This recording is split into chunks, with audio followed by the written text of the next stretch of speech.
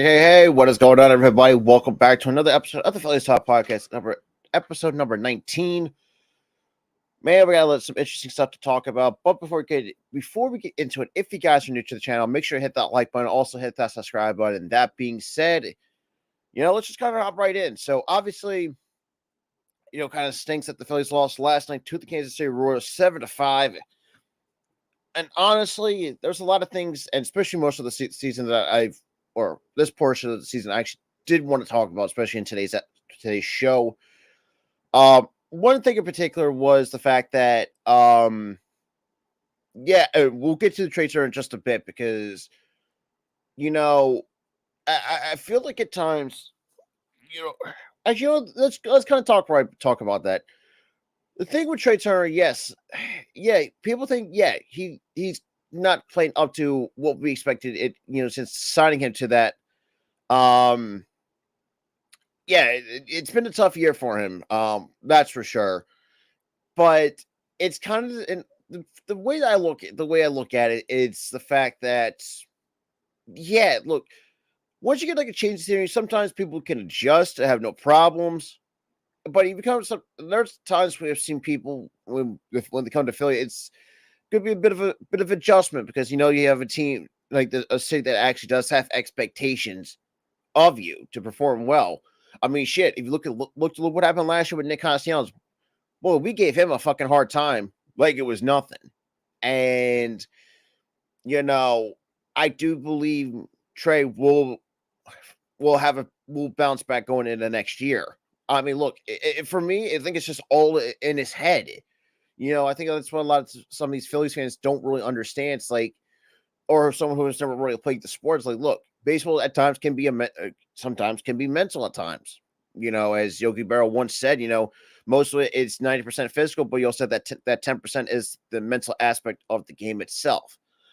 But regardless, I thought Trey Turner actually thought, I thought the fans did a really good job of, at least being there and being supportive, for Trey, because I know he's been struggling for most of this year. There are times he'll have these kind of games where he'll go on a tear, and then the next few games, like he'll just completely go ice cold. But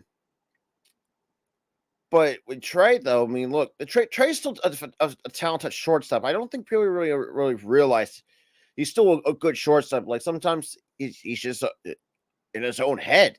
I think a lot of Phillies fans, it just they don't really understand that. And for me, and that's the way I look. And I agree, Arku. It does happen to everybody, no matter what sport it is. If you it gets in your own head, 9 times out of 10, it's gonna be a hard thing to get out of the men. Because first of all, I've always said this too, and I said this to a lot of some of these other athletes. Like once you get in your own head, you're pretty much your own worst enemy. And we're seeing it with Trey. Obviously, still bad in the mental game and stuff like that. But we're gonna move on from that.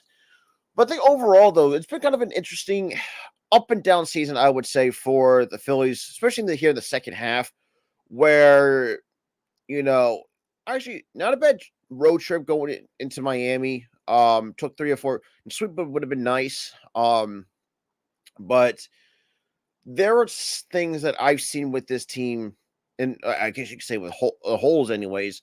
And prior to going to the trade deadline, obviously getting a guy like Michael Robinson, who I've been very impressed with. Who I've not just from his Phillies debut. He's the kind of guy like he can eat up innings for you. Can be that guy. Let's say if your bullpen's like, and that's the thing too. That last game of the Marlins series, our bullpen was severely taxed. The one guy we never really used out of the bullpen in that Miami series was Sir Anthony. And so when Michael Robinson, I thought he did a really nice job going 8 strong innings and then finished and handed over to Sir Anthony Dominguez, who I had my criticisms this year, I would say. But there are times, there's some criticisms that, when you realize like he has dealt with some injuries, with an oblique strain, he had a shoulder problem. It's like, you know what? It's kind of hard not to get mad at him. But there are times he's another guy that's just been kind of like a roller coaster and that goes up and down. But there are times when I've seen him like when he's like just 100%, like the dude's just fucking disgusting. Um, but that's besides the point. But I thought Michael Lorenzen, I thought did a really nice job in his Phillies debut. You know, with 8 strong innings, gave up a couple runs, scattered like 6 hits and 5 strikeouts, only walking one, I think 1 or 2. But I've really liked what he has done. You know, and I think a lot of people tend to forget that. You know, well, Michael Lorenzen is not going to be the way I look at what he once was during the time with Cincinnati and stuff like that. But he can get up to 95, 96 if need be. And that was the one thing that I really liked about Michael Lorenzen. He just limited the Marlins to soft contact. And yes, there was a couple pitches where, and those couple at bats where, you know, he sometimes, notice he doesn't have a tendency, but he will have one of those 1 or 2 pitches where I think that one, like he always had that one mistake pitch and just hangs it. And yeah, you won't see that for long. But overall, look, like I said, you know, I thought Michael Lorenzen did really nice job in his Phillies debut, which that's what we haven't really seen since the days of Cliff Lee when the Phillies traded him from Cleveland. And it's crazy because it's like the rotation is not bad. And yes, I do have questions about the top portion of the rotation, and I guess you could probably say at the 5 as well. In terms of what I mean by that, it's the number 2 spot, and that's with Aaron Nola. And look, I'm kind of one of those people that's in the minority that actually wants him to walk in the off season because I don't think this dude should be being around as long as he does. Look, I get he's one of the longest tenure Phillies, but at some point, look, yeah, the career numbers not too bad, but at some point, like, when are we going to realize that the dude's not going to be the dude? His inconsistencies the last few years have has hurt this team in terms of sometimes he pitches. Like it doesn't really matter which Nola you're going to get. You're going to get a Nola that can give you a double-digit strikeout game and almost sort of like a shutout, or you want to get a guy that gives up like almost like 20 plus homers a year. And which we saw from last night that Nola just cannot for some reason just cannot figure out and be consistent with it. Because for me, you know, I'm the only kind of person that actually wants him to walk. You know, look, I know people say, oh, you know, it's not going to be, he doesn't need a walk. Like, yeah, well, that's your opinion to mine. If the Phillies let him walk, look, I'll be one happy dude because I don't think really Nola is that good as people are making him out to be. The way I look at it, Nola is just an average pitcher. He's been, and you know, it's the way I look at it. Even in college at LSU, Nola was even average in college as well. I don't think he was really not that special than what the Phillies drafted him. At the same time, I don't really think Nola is that special as people are making him out to be. Because for me, look, I've always had my criticisms with Nola. You know, like I said, it depends. You know, Nola is very inconsistent. Now, yes, there was a couple years where he has been really good. You know, I thought, okay, because if we can keep this up, you know, a runner-up in the Cy Young in 2018, had a very strong 2019. Skipped 2020, but had a decent 2021. But the last few years just has not been the best, and it's really showing that he's not as good as people are making him out to be. He's okay, but not what I would expect for a number 2. Because when I think of a number 2, I think of someone like another workhorse, like a Zach Wheeler. I'm gonna say he took a step back, but just something's not right with Wheeler a little bit. He's not hitting 97, 98 like what he normally would do. But I think it also sends to the fact that you had both Nola and Wheeler not experienced the postseason, especially from last year, and throwing some extra innings, and kind of really they're not really accustomed to it. So, you know, that's one part, and another part that's telling me in my brain was the fact that maybe Wheeler maybe his age is starting to finally catch up to him, but then again, and Wheeler also dealt with some injuries as well. You mean he dealt with the finger issue, I think, at the end of last year. I think he was and before in the offseason had a shoulder impingement or some sort of shoulder injury that was just a weird, funky shoulder injury that just couldn't get him right. And you saw through the 2022 season, like he just not wasn't what he once was. And yes, Zach Wheeler is definitely the best guy we have in terms of the top end of the rotation, because the dude's a consistent workhorse year in and year out for this team, which I like, which I expect that out of Wheeler. But a guy like Nola at number 2, I mean, at best you could probably say, even on most teams that Wheeler, or not Wheeler, but Nola could be a number 3. Because usually I've seen some better solid number 2s around the league. Well, mostly on good teams, but that's besides the point. But looking at the rest of the team in general, Stott's doing his own thing, because me and Tyler, we've been high on this kid for ever since he came up. Yes, and at times it was a bit frustrating to see, kind of him get held back by Girardi. Then we had to can him, and then we've seen Thompson take over. Now, yes, I do have my criticisms with Thompson at more than a handful of occasions of his decision making. Obviously not playing Stott against left,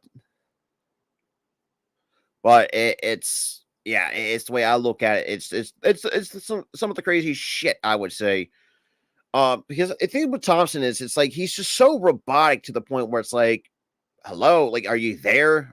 Is your brain mentally there? Because the dude just, it doesn't make sense. When you have a kid like Stott, who you should be playing every day, who is hitting like 296 against righties and over 300 against lefties.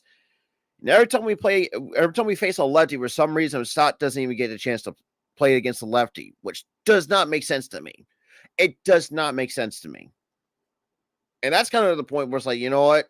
At some point, we're going to use, and that's another thing too, what I don't like about Thompson on more than a handful of occasions, the fact that when one of his players gets, let's say, he gets thrown out, like, yeah, he's been ejected twice for most of all of this year. What's going on, Mitch? But for me, it's the fact that I want to see more. I want to see at least the thing with Girardi, which I will have to give Girardi credit for. At least, boy, he would know how to pop a blood vessel for his players. Thompson, really not so much. Like, Thompson is just like I don't like the laid back personality, but at times when your players are struggling, like at least talk with them, at least communicate. But that's besides the point.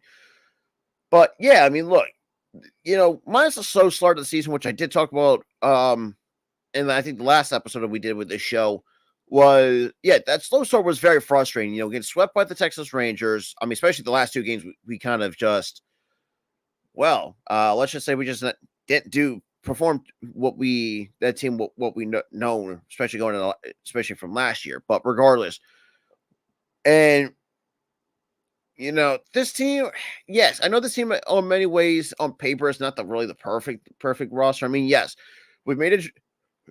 Gave up our number fifth ranked prospect for Hao-Yu Lee for Michael Lorenzen, which honestly I knew. That was kind of one prospect I would have given up, but then again, I also had second thoughts. It's like, I can see where you had to give up a guy like Hao-Yu Lee, because he was not going to really see much for the foreseeable future. Because obviously with Trey still being there, Stott at second base, you still got maybe do Bohm, and I'll talk about Alec Bohm in just a bit, because I want to at least talk about a few things, because the way that how these Phillies fans are acting, because I think that Bohm like doesn't have for much power, like, okay, like that's where, like, no one gives, for me, I could give 2 shits if he doesn't hit for power. Look, he could give you 10, 15 home runs, and yet people are like that. See, that's where my problem is now with most of this fan base. Like, they're so focused on the home run ball. It's like the old school way of doing things, which that's kind of what Bohm is an old school type of hitter. He'll pop a couple home runs here and there. But he, like, when you need him to drive in runs, he can do that consistently. He's the team leader in the RBIs for a fucking reason the last couple of years. Like, I'm sorry, like that doesn't make no goddamn sense to me. To the point where it's like oh, this dude's not giving you 20 to 25 home runs or to 30. Like, okay, no, for me, I could care less about can give 2-0 flying fucks about the home run ball. Because honestly, that's kind of where this is. Because yeah, I know this is the kind of era of baseball we're living in now. Was a home run or bust. Like a guy like Alec Bohm, like, and that's another thing too. Like the Alec Bohm, like, has been gotten better as a defender, which I think a lot of people really have a hard time seeing. Yes, all times does Bohm swing at some fast pitches? I mean, sure. Yeah. Well, I'll talk more. Me and Sarah will talk more than on Between the Lines this coming week. But that before we go moving on, for those who are going out to like concerts, sporting events, tickets, obviously with football coming up, football, hockey, the NBA basketball. If you guys want to go check out our sponsor from SeatGeek. Have you thought about saving money on tickets, whether it's sporting events, concerts, wrestling events, etc.? Use my promo code Philly Sports at checkout to save $20 off your order. That is PHILLYSPORTS,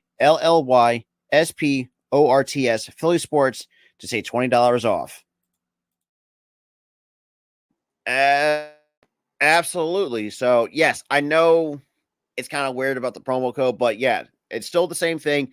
Use code Philly Sports at checkout for SeatGeek to save your $20 off your first order. So you guys won't have to worry about the fees when you're going out to concerts, sporting events, for NFL, NBA, even the NHL, for those who are hockey fans out there. But moving forward, it's kind of crazy now for those who remember the 2008 squad now have officially retired, with Cole Hamels finally announcing his retirement after 15 or 14 seasons. And quite honestly, me and some of the most Phillies fans actually, I think myself included, I just think it's just me. I don't think I really said as much, but when I first saw he's trying to try to go back to what he tried to make a comeback, and saying, yeah, Cole Hamels, yeah, I don't think the fact he had to deal with a shoulder injury. I mean, he's up in his mid-30s. It's like, I say late 30s, I would say. It's like, yeah, I don't think no one's really going to take a chance on you. And it pains me to say it, because I mean, I've always loved Cole Hamels during his time here, for most of his time here in Philly. It was just, yeah, you got to have to hang up the spikes. It's not because I'm not saying you need to, but it's just like, you don't really have that much left in you. Because I mean, look, you already proved once enough. You were the World Series MVP. It would put on a really good 2008 World Series team with Howard, Utley, Rollins, Chooch behind the plate, a solid starting rotation, a solid bullpen with Lidge as your closer. Like, I think a lot of Phillies fans don't know how, and yes, I know there's some times where people and some of these older Phillies fans that remember the 1980 World Series team, which was it can be an interesting debate. Like, who had the better team in terms of the players between the 1980 Phillies and compared to the 2008? Because obviously, catcher wise, I've seen because me and my grandfather always had this discussion where, like, if we also go by position, third base, it was easy. That belongs to Mike Schmidt. Because let's be honest, Mike Schmidt is one of the greatest third basemen of all time, not just in franchise history, but just in general. As a whole, I mean, the dude has really shown not just become a multi-time Gold Glover. Dude can, let's has a thunder stick for a bat. Like, it's really impressive to see a guy like Mike Schmidt. Well, because I really can't say much, but some of these older Phillies fans that got a chance to watch him play, and just read about him. Like, see, second base. I mean, yeah, Bobby Trio for the 80 squad, and you got Utley. I'm sorry, I'm taking Utley any day of the week, because the dude does not give a fuck. Like, well, unless you're not Deontay Navarro, who got his ass rocked. I think that would have been what. Might have been 08, if I'm not correct, when we played the Cubs, when Deontay Navarro was with the Cubs at the time. And yes, those were one of the years when the Cubs were actually goddamn horrible. At the same time, But since since going back to Hamels, so four-time All-Star, World Series MVP Cole Hamels retires, and obviously well deserved. Cole Hamels, finally announced his retirement yesterday. The left-hander who spent 15 years in the majors was one of the best starting pitchers of his generation, and placed on the voluntary retire list Friday by the Padres, whom he signed a minor league deal with back in February. Hamels 39 racked up 163 wins, 2,560 strikeouts, and a 3.43 ERA. While with the Phillies, Rangers, Cubs, and Braves, he is one of 46 pitchers to throw at least 2,000 innings since the year 2000, and his 123 ERA plus is tied for seventh best among that group. The names in front of him are elite: Clayton Kershaw, Johan Santana, Max Scherzer, Justin Verlander, and his other teammates, the late Roy Halladay, and Roy Oswalt. That's really amazing out of Cole Hamels. And Cole Hamels did a lot, for this franchise. Not just when he first came up, but obviously during the World Series run.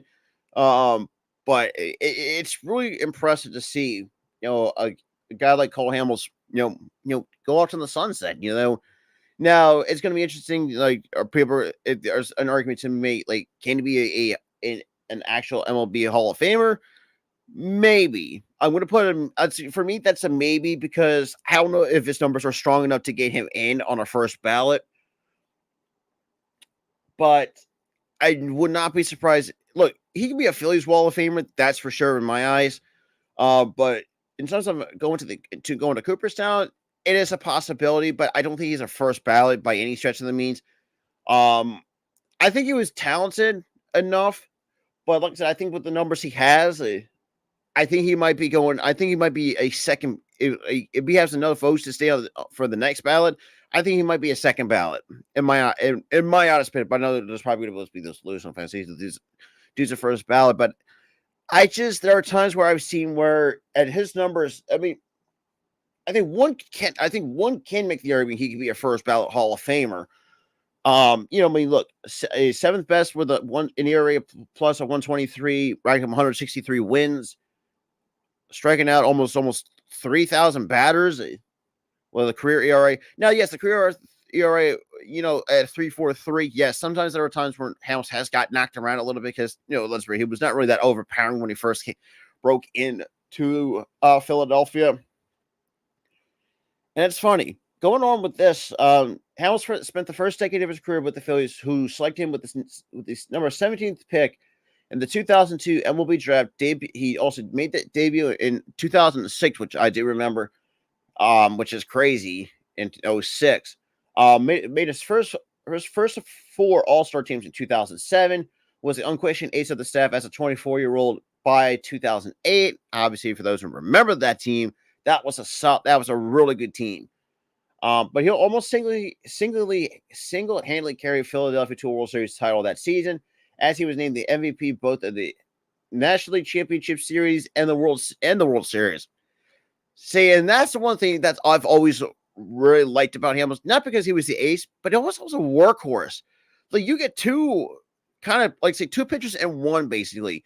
You got basically like the workhorse, like what Zach Wheeler is, and in a way, what Nola was in 2018 when he finished that third in the Cy Young voting, when he was the ace. Yes, I know it's crazy I had to put Nola in that sense because Nola had like two solid, really good back-to-back years in 2018 and 2019. But that's besides the point.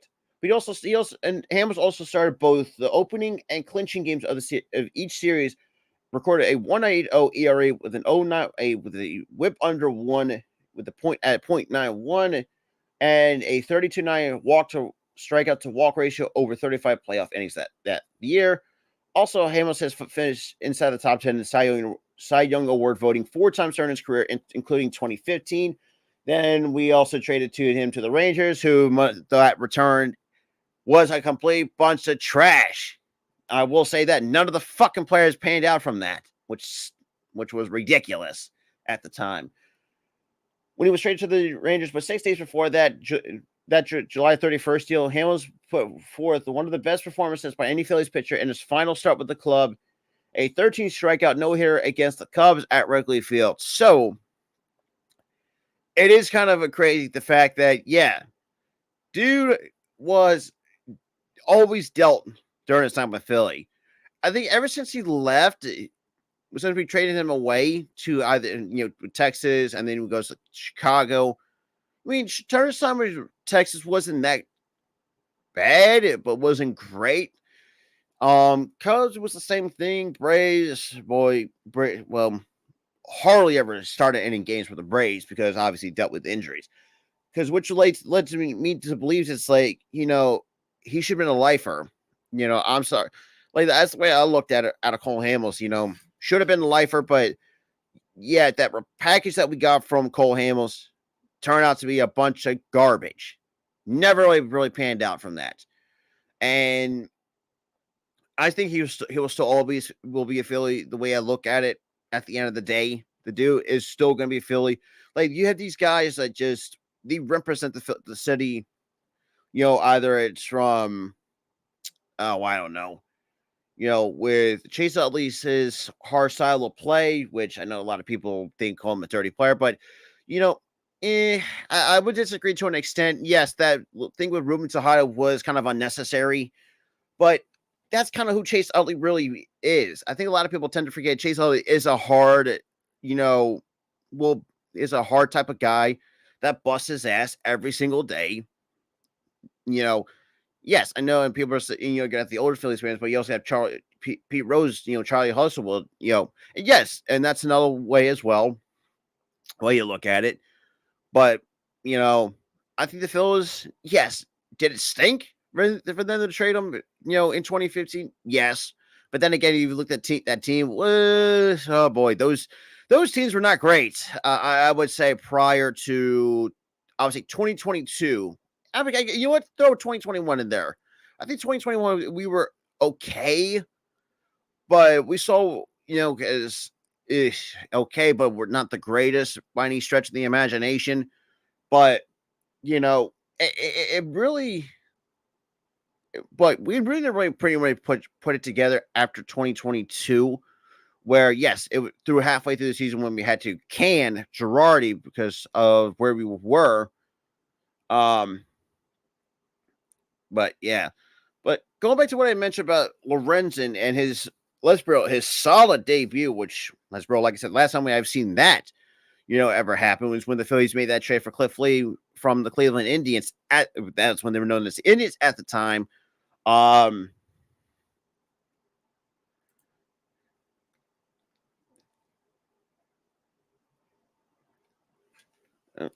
boy, but obviously with the Phillies winning 4-2 with Lorenzen, but Lorenzen on the bump. There was a lot of things he had to really like about Lorenzen. Yes, he's not the kind of guy that will go up 97 to 98 and occasionally 100, but he can still go 95, 96 and still limit soft contact. That's the best. That's the benefit of having a guy like Lorenzen who's been around the block a handful of times and yet can still pitch to the best, the best of the best. Yeah, he might get a few strikeouts here and there, but not to the point where. That's what I'm saying. Like, and we have a guy besides, and we don't have guys that don't go past 6 innings. And that's a good point, Arku. Like, if you don't go past six innings, that's like we never had guys like that. Well, I'm kind of wrong, but we had guys where like Suarez. It just seems like when you have guys when they reach past 6 innings, they somehow already gassed. And that's I think too. That's what Michael. And for those who are not seeing it, how he works out, boy, that he is fucking jacked. I will say that Michael Lorenzen is a jacked dude. And a lot of times, I think it has really worked out for him. In terms of his stamina, his endurance, the fact he actually went eight strong innings, gave up scattered like 6 hits, gave up 2 runs, struck out 5, and yet saved the bull. Because like I said before, our bullpen was taxed. Like to the point where like we only had one guy available. Yeah, it was that bad in the last finals. That's what I'm saying. Our crew, like that's you and I can agree. If you can't go 6 innings, like a lot of times, you're going to put a lot of stress on your bullpen. Look, from one team to another, like that's kind of the one thing that's with me as a Phillies fan who have seen this rotation. Noah for whatever reason just somehow shuts it down after the fourth. Wheeler does actually has been pretty solid since coming. I see going 6 strong. At times, yes. I mean, I think most of the time people just go like 6. I see 6 1/3, almost to 7 innings at least on a good day. On a bad day, mostly 6 1/3. And it's kind of weird because I mean, we definitely can. Sometimes we win games behind Wheeler. We win games behind Suarez. We won our first game behind Michael Lorenzen. We still can't win behind Christopher Sanchez and or Aaron Nola. For whatever reason, doesn't really make any sense to me. Christopher Sanchez, look, not bad, but I thought we could have done more at the deadline, getting like another bullpen, another arm at least, and maybe another corner outfielder. Or the way I look at it is because if you do want to do it this way, have have other Marsh play left, have like a platoon. You know what? Okay, so this is how I look at it. Look, I thought that Cassian has done better as an outfielder because when he first came in, signing I think it was a 5-year deal with this franchise. We all knew that his defense was not the greatest in the world, and we saw that on that last year. But coming into this year, especially this all season, and seeing it from what a lot of people are saying, like him and Paco really put in the work to become better defensively, and yes, it really has showed that he has done really wonders since when Harper now currently playing first. Now the way I look at it, because look, we know that Castellon has done pretty well in right field. Now I would say at least have Martian left, and at times have a platoon either Pache and or Rojas in center. Just because I think you could use. I mean, look, no disrespect to Marsh, but I think there are times I've seen Marsh actually play better as a corner outfielder than he does as a center fielder. Now, yes, Marsh has played some pretty decently as a center fielder, but I think at best he's more of a corner outfielder. And then if you have a kind of a bit of a platoon, depending on the situation. But right now, I think just stick with Rojas most of the time instead until Pache comes back.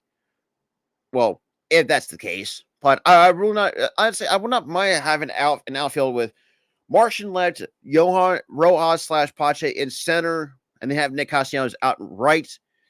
And now, for the love of God, there are times where I'm thinking to myself, like, Rob Thompson needs to really realize, like, you gotta stop going with these analytic crap. If you're gonna have a guy, like I said, like Bryson Stott, who me and Tyler have been very high on for a while. Yes, it wasn't really easy for him to get transition yet. Kind of stunk it up a little bit last year.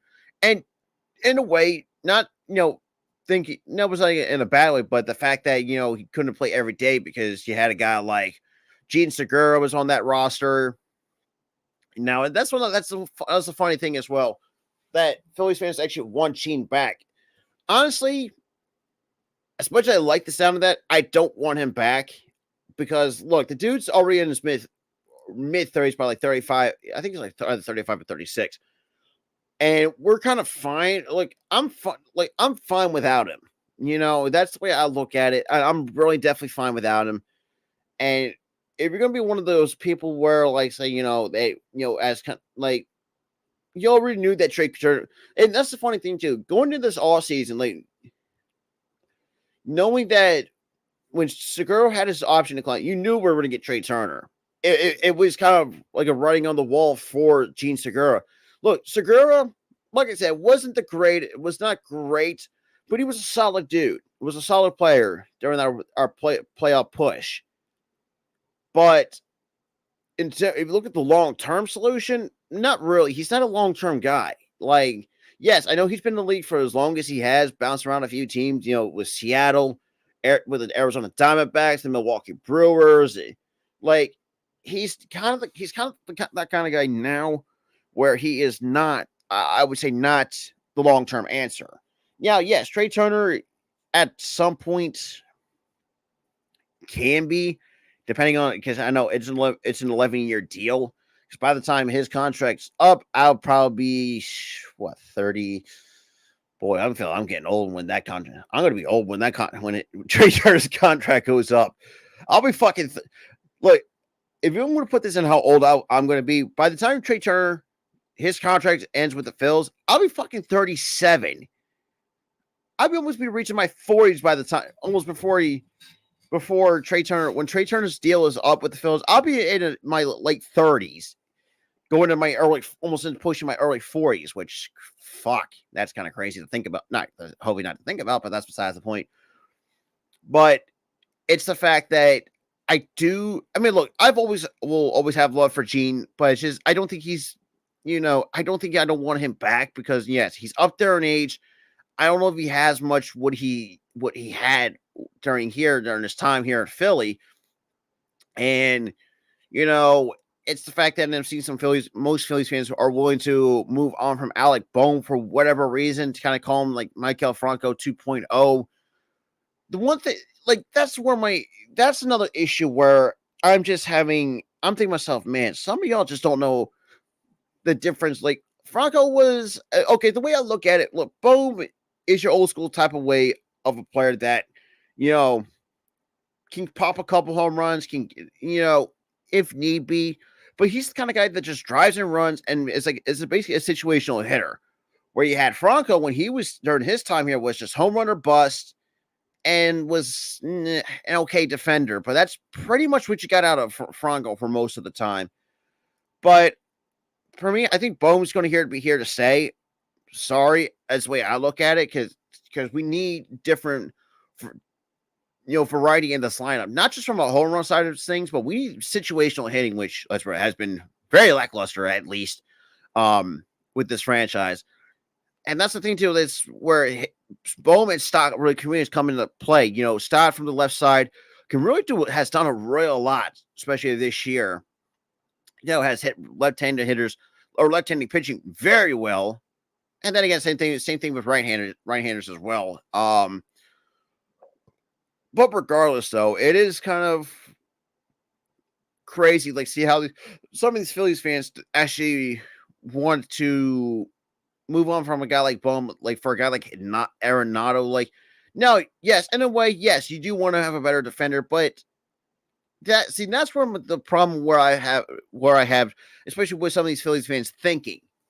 Every time, like, we've seen at times where our former players, when they leave here and go ball out elsewhere, it does make it's a head scratcher, and that's the thing too. I wonder, like, if Bohm does, let's say if we do make that move for Arenado, and if Arenado kind of stunk it up here and Bohm actually had a better success elsewhere, then I would say it would make most of these Phillies fans look very fucking stupid. That's just a hypothetical. I mean, now it's like, look, I'd rather have Bohm stay at third base because, look, he's gotten better each and every day as a defender. Yeah, the bat's still there.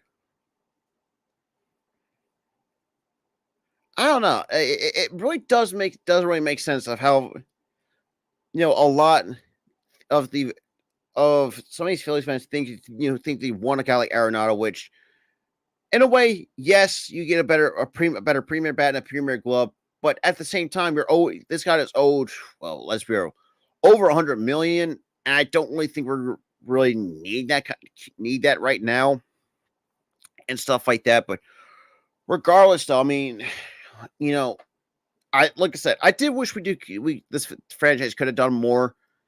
At the deadline, yes, getting Michael Renzen, yeah.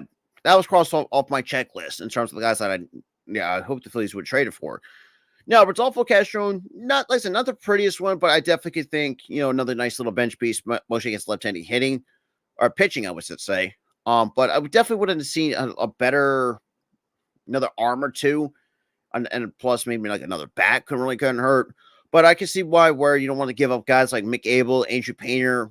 I mean, Griff McGarry, one can make the argument that you could potentially move on from him, and stuff like that. But I mean, it's rather as that's the way I look at it. But then again, who am I to really put my because like I said, it does make you want to think, not just from a Phillies fan's perspective, but just as a general baseball fan, of like what can this franchise do to even get better and actually right the ship? Because let's be real, like I said, most of this year has been either not great or not good. Like it's been an inconsistent roller coaster of people were like, let's say, want Thompson fired, even though that's myself included, or like we need to make trades and stuff like that. Like this season hasn't gone as the way we would have expected because I thought we could have at least had a better repeat of what we had last year. But knowing that this thing with Aaron Nola and his inconsistencies, for me, I think just let him walk it at the end of the year. I don't think like I said, I don't think he was good as he once or what people are making him out to be. Wheeler, I think he's still got 1 or 2 more years left. I think he can still finish out at the same time in terms of his contract. But I mean, look, Wheeler's been a consistent workhorse for this rotation. Sanchez is less to be desired. I mean, he's still kind of unproven a little bit. Definitely try to at least get him like a cheap extension early, a team-friendly extension to Michael Lorenzo, which I hope this franchise do, because I think he should be here for the next few years. I mean, I think he still can provide some better depth to the back end of that rotation, because that's always been the biggest problem at times was the back end. The 4 and 5 spot. And Taijuan Walker has been at times he had a couple rough outings, which then again does happen. But he's been very solid. It's kind of crazy. Like his second half has been very solid as of recently. Look, like a lot of people, and that's a lot. It's kind of what I found funny when what Mets fans were saying when we got him in free agency. Look, it's like he's going to have a good first half, which in a way he did, but wasn't that to be like he was okay in the first half. Well, obviously not okay, but he has been solid in the first half. I will say that. And then once the second half came around, I say this is when the second half after the All-Star break came around, I'm thinking to myself like this is a big test for Taijuan Walker. And yes, he had some very solid outings. It actually looked pretty good. He's here in the second half. No, yes, like I said, he has some of these rough outings where he does get knocked up a little bit, which then again, what pitcher does not get knocked around, especially in the second half, especially at this time of the year, which is the most important of the season. But and Ranger, well, with Ranger though, like it's kind of hard to really say, like if he was good or bad because yes, before the start of the year, dealt with a forearm strain, and we were definitely missing him for sure in some starts for most of this year, because of that. Gregory, and it's kind of crazy, like somehow other guys have performed pretty well. From what we brought in, Gregory Soto, was doing his thing. Yes, had a bit of rough outings, even before at the start of the year, was kind of just had to, get it all going. Craig Kimbrell, who originally I was very skeptical of this signing. I was like, is he really going to be what he try at least turn back the clock? Can he be at least decent? I mean, look, minus him blowing 2 saves, which then again, it's kind of hard, which does happen from closers from time to time, but it was still a good season nonetheless out of Kimbrell. And it's also the middle relief is where sometimes, I do want to see Bilotti back up here. Because it just seems like they're not giving Bilotti a chance to really pitch up here anyways. Yes, I mean, early on, yes, we overused him like a ton. And unfortunately, he, I think that was, shoulder inflammation or shoulder impingement, one of those two. And now you don't have Jose for whenever he could decide whenever he comes up from that shoulder inflammation. Which is concerning because a lot of times, Jose has been very dominant for most of the year. And yes, and at times, and then you've seen at times where you just, there were some outings where it makes you wonder, it's like, what the heck? It makes you raise. It's like an eyebrow raiser. Like, where's the Alvarado that we've seen? I think most of the first half where he just was just striking people out left and right and not walking anybody. In a way, when I thought about it, it's like, yes, at times that streak is gonna come to a halt, but in having a shoulder inflammation, I was never really thinking about that, but it did creep into my mind that he might have dealt with something like some type of shoulder problem. But then we come to find out the first time around, dealt with a shoulder inflammation, had to put on the 15-day injured list, and honestly, in a way, I think it kind of took the bullpen a little bit, kind of reducing the bullpen a little bit in terms of what you have.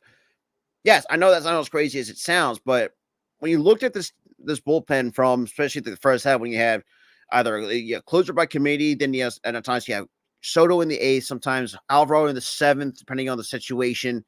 Um, but ever since when Dominguez, and it's kind of unfortunate, Dominguez has suffered from multiple injuries throughout this entire year. The fact that you had Kimbrel, who, closing games. Now, yes, there's a lot of times I've seen Dodgers fans kind of make it say, kind of sucked as a closer. Same with White Sox, but then in the end, what's new with the Chicago White Sox? But that's kind of relevant. But Kimbrel's actually been, like I said, minus the 2 blown save he's had this year, he's been a very solid closer, which is crazy enough as to say, he has done. It's like it. The way I look at it, like I said, it just seems like he turned back the clock to the point where he actually has done pretty well. But like I said, he's not going to be the same guy as he once was during his time with Atlanta during his peak years. But he's still good enough to the point where you can use as a long reliever. But ever since unfortunately we put him in the closer's role, I think he just put it into another gear, and that's what I really liked about it. Kimbrel, even though, yes, I was one of those very few in the minority that was very skeptical of, either him. It's like, man, if he's going to be the closer, it makes your heart want to drop. I would say, it's going to be something interesting. It's been impressive from right now with, but regardless, though, I've been. But it's been pretty fun though. Seeing this team, yes, at times it's been very frustrating. Yes, I mean Nesbitt should have won last night against the Royals, but the fact that the Royals on a 7-game winning streak is impressive and it's in own right. But that's besides the point.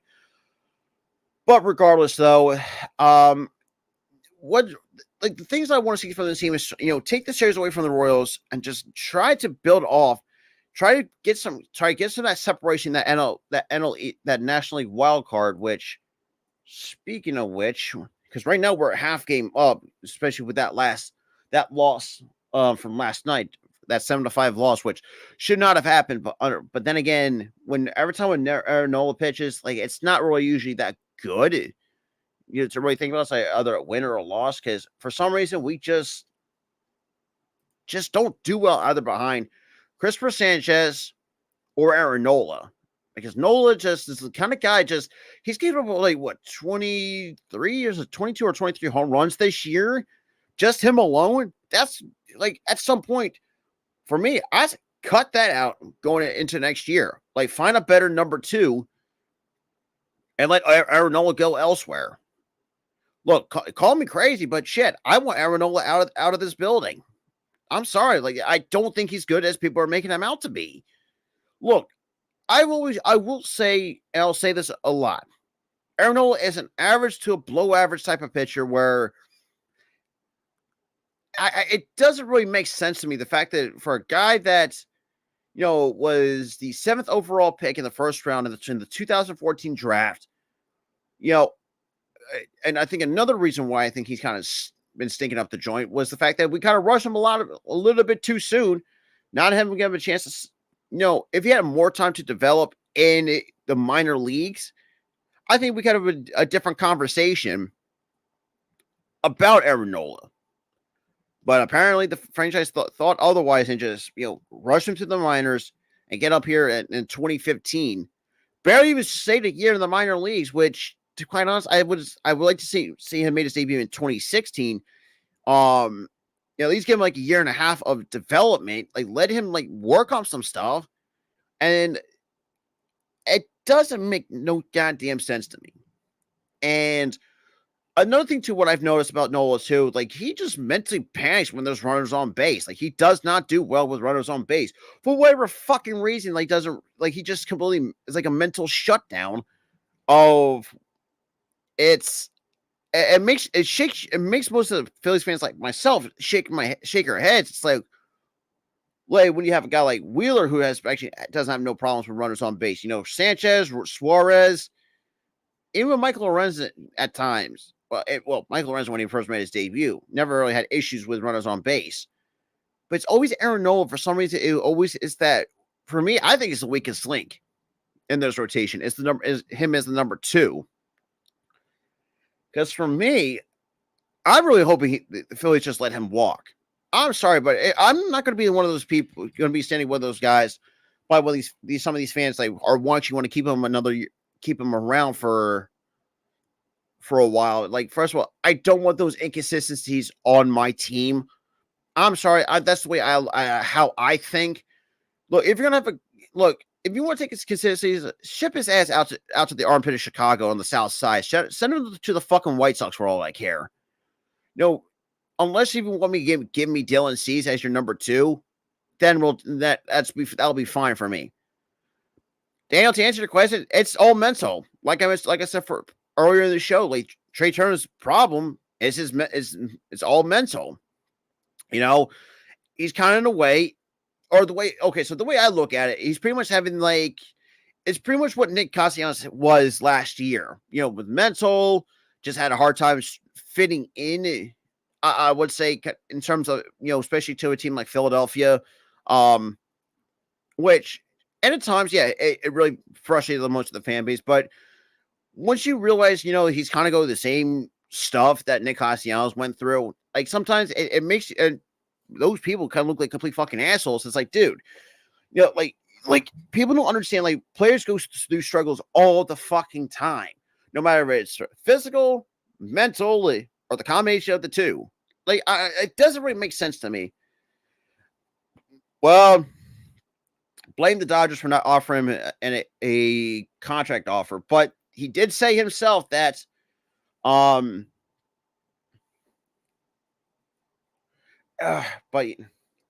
that we did look, I do think give trade time to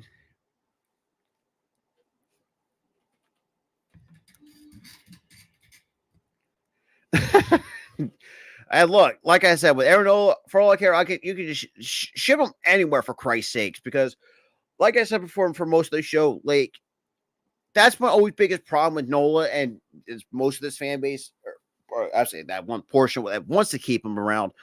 For me, I'm one of that, on the side, would it be nice if he wasn't so inconsistent, the way that he has after, I would say 2021, even 2022, even 2020. Yes, yes, I wish that season just should have just been canceled and be done and over with. Look, after 2018, 2019, like Nola just for some reason just could not figure it out after 2018, 2019. Even though Velasquez is actually down with the Pirates. David, we told you once you made that move for Velasquez, like you didn't know what you're going to get into, because we know that better than anybody. But before with that, if Nola can, let's say Nola replicated what he had in 2018, 2019, going through 2020, 2021, and 2022, and have gotten try to get accustomed to pitching in the postseason. Same with Wheeler. I do think that could be a different argument. I think it does. It makes you think that shit could have been different, but like I said, with these new rules, which I do, and yes, it has fucked up a lot of the players, not just from my team, but just from everybody else. That has been, I would say, not the greatest. But I mean, look, in terms of the National League wild card, yes, even though dropping game one of the series. Yeah, well, Arco, that's gonna be a different conference. That's a conversation for another episode of the Between the Lines, because I think that is something that needs to be talked about. But yeah, I will say this too. Try to touch on the Royals a little bit, since we are playing them. We have a 3 or 4 game series against them. They haven't really been good. I would say this too. Like after 2015, you can see that franchise going downhill very, very quick. I'll leave it at that. You have a guy. Oh, and it's Bobby wasn't the only thing that's getting wasted in KC. You still got Salvador Perez, who's been a lifelong Kansas City Royal, but yet there's been a heavy rumors before the deadline. It's like, are they really going to move Sal Perez? And there's a lot of people that are willing for that, but that's besides the point. But as we stand right now, the 3 wild card spots, as it stands, it's San Francisco, my Phillies, and the Cincinnati Reds. Now, yeah, I mean, which prior to the Phillies dropping game one of the series, you had about a four-way tie for the 3rd wild card spot with Miami, San Francisco, I'm sorry, not Chicago, Arizona. Yeah. So in terms of if this most of this, yeah, well, like I said, we'll talk more football probably on Sunday. Actually, it's gonna be a lot of fun Sunday at 1 o'clock. It's gonna be another interesting return episode of the NFL Talk podcast. But that being said, look, yes, losing game one of the Royals should not have happened. I will say that, but then again, I don't expect nothing less from Aaron Nola. Look, I just don't think he's that good as people were making him out to be. Even when I got a chance to watch him in college, it's like the dude just has not been. He's not that. He was average in college. Look, there are times on a good day he'll hit between 93 to 95, but for most of the season he was been between 91 to 92 for most of the year, and then all of a sudden here in the second half he was getting bumped up to 93, 94, and occasional 95 here and there. But as soon as he gets gas, you can see the velocity of his fastball go down a couple of ticks, which is concerning because the fact that dude, when he gets gas, the dude just hangs pitch. He'll have a tendency to hang like a curveball. Definitely, his changeup has been okay. It's been a decent pitch, but his curveball has not really been the best and it has been for quite some time. Yes, he does get a handful of strikeouts on it, sure, but it's the way I look at it. It's just when's enough out of Aaron Nola? Because I've always will see that the fact that if Nola's back here again, somehow we bring him back, I don't even know what to do with myself at that point.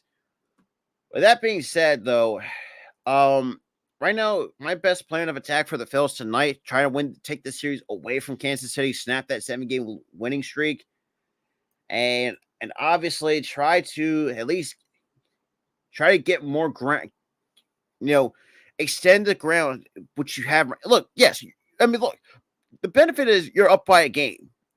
I could with the Miami, I think Miami lose yesterday? If Miami losing yesterday and we lost today or yesterday, the benefit was that we didn't really lose that much ground. You say, oh yeah, well, we lost. I mean, look, I get losing happens, but to a team like the Royals who isn't going anywhere, that is really worrisome. But hey, what are you gonna? What am I gonna do? I'm just a generic Phillies fan, but just a diehard Phillies fan, but also a general baseball fan as well. With that being said, guys, this is going to conclude the Phillies Talk Podcast episode number 19. Like I said, it's going to be interesting to see what the rest of the series holds for the Phils and what the season's going to be looking like, because quite honestly, I'm not surprised the Cubs are on fire because I think the Cubs are getting hot at the right time. The Royals, I think they're going to come back down to earth real soon. That's what I've seen so far from the Royals. They always go on a winning streak, and somehow they come right back down to earth. That's the way I look at it. But irrelevancy aside, like I said, we got it. If the Phillies want to keep the ground of the wild card, I would say try to start winning games. Winning games that even that they against teams that yes they're not in the playoff push, but win your games nonetheless and actually pitch and Rod Thompson needs to get his head out of his ass at times. Start playing start on an everyday basis and start giving him an off day in an off day. Oh, let's see, an off day in every 17 days. It's like, come on now, the kids deserves to play in every day, and the fact you don't have the fact you don't even have no confidence in him, that really pisses me off, a little bit more. Because if you're gonna have a manager that's not confident in a guy like Stott, who's been, let's be real, one of your best players this year, in terms of hitting really well off left-handed pitching, I think it was an over 300 batting average and a 2. Actually, speaking of which, that's the one thing I actually want to take a look at right now with where Bryson Stott sits. Because look, Bryson Stott, like the kid, from a kid that was not great last year, because yes, unfortunately he had to play under what do you call it? Under Girardi. It's boy, like even though me and Tyler talked about that like a couple more times this year, it's really not. It was just fucking terrible. And just really looking at, from what Stott was back last year till now, it's boy, like Stott actually took it, yeah, I know took it a little bit as, just really, really made his mission to become the best player he can possibly be as a 20, and now he's at 25 years old with this franchise. And overall, look, dude's hitting 303 with a 345 on base, 781 OPS, which is above league average, with 9 homers, 39 RBIs, and 20 stolen bases. You're telling me you can't play this kid every single goddamn day? Take a look at the splits. So currently this year, against left-handed pitching, he's hitting 305 with a 359 on base, 390 slugging, and a 749 OPS. Against right-handed hitters and 100 plate appearances, 302 batting 302 with a 340 on base, 452 slugging with a 792 OPS. You're telling me, Rob Thompson, you can't play this kid every day against both righties and lefties? What the fuck? And this is the crazy part too. The only time his stats were not great was the month of March. He was hitting 250 with a 250 on base, 250. Well, then again, that's kind of a short sample size. Like in home games and in 147 games played and 175 at bats with 4 homers, 18 RBIs, 12 walks. Yeah, and that's the one thing too that I want to see more improvement from Bryson Stott is work more walks, because I'm looking at he's got more strikeouts than he does walks, and at times he has been intentionally walked 3 times, and a lot of times that comes back to bite them. Not the Phillies, but the opposition. But day games, boy, yes, I know the strikeout numbers is high at 30, but overall he's hitting 323 with a 361 on base, 491 slugging, and a 730 or an 852 OPS. 9 games, not too bad. 289 batting average, 333 on base, 397 and a 730 OPS. So when you look at it's a 3-point difference in terms of the batting average between lefties and righties, but Stott has done pretty well against both lefties and righties, but yet still can't find a way to play him at every day at second base. it does make no sense to me from Rob Thompson's thinking. But with that being said, guys, thought that's a little tidbit for y'all. And that being said, this concludes episode 19 of the Phillies Talk Podcast. Shout out to everyone that's been in the chat or tuning in. And if you guys are new, make sure you hit that like button, hit that subscribe button, make sure you hit that notification bell. And that being said, I am out.